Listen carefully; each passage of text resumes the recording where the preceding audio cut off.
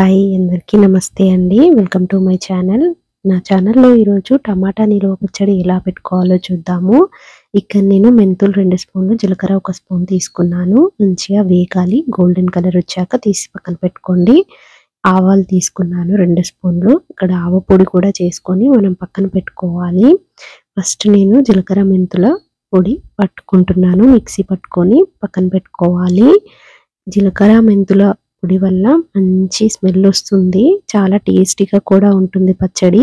ఇక్కడ ఆవ పొడిని కూడా పక్కన పెట్టుకున్నాను. పట్టుకొని మనం టమాటాలు కట్ చేసి పెట్టుకోవాలి. ఇక్కడ కడాయి వేడెక్కాక కడాయిలో వేసుకోవాలి. టమాటాలు వేసుకున్న తర్వాత ఆయిల్ కూడా వేసుకోవాలి, ఒక 2-3 స్పూన్లు. తర్వాత నేను ఇక్కడ చింతపండు ఒక నిమ్మకాయ సైజ్ అంత తీసుకున్నాను. పసుపు 1 స్పూన్ తీసుకోవాలి. ఇవన్నీ మిక్స్ అయ్యేలా మనం కలుపుకోవాలి. కొంచెం మగ్గేంత వరకు మూత పెట్టుకోవాలి. మూత పెట్టుకొని కొద్దిసేపటి తర్వాత మళ్ళీ తీసి కలుపుతూ ఉండాలి. ఇది అడుగంటుతుంది కాబట్టి మధ్య మధ్యలో మనం కలుపుతూనే ఉండాలి. దగ్గర పడేంత వరకు కూడా మధ్యలో కలుపుతూనే ఉండాలి. లేకపోతే అడుగంటిపోయి కొంచెం స్మెల్ వస్తుంది, అంటే మాడిపోయిన స్మెల్ లాగా కానీ వచ్చే అవకాశం ఉంటుంది. అందుకని మనం ముందే మిక్స్ చేసుకుంటూ ఉండాలి.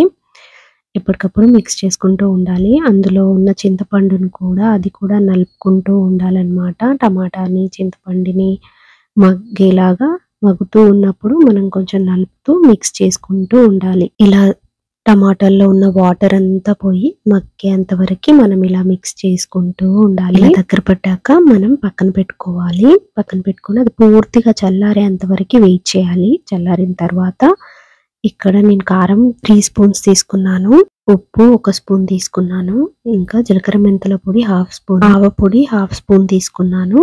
ఇక్కడ వెల్లుల్లి రెబ్బలు కూడా నేను మిక్స్ చేసుకుంటున్నాను. నాకైతే అలా ఇష్టమని వేసుకున్నాను, వేసుకోకపోయినా పర్లేదు, బాగుంటుంది పచ్చడి. ఇలా అయిపోయాక పోపు పెట్టుకోవాలి. ఆయిల్ వేడెక్కాక ఆయిల్ వేసుకోవాలి. ఆయిల్ వేసుకున్న తర్వాత ఇక్కడ నేను శనగపప్పు, మినప్పప్పు,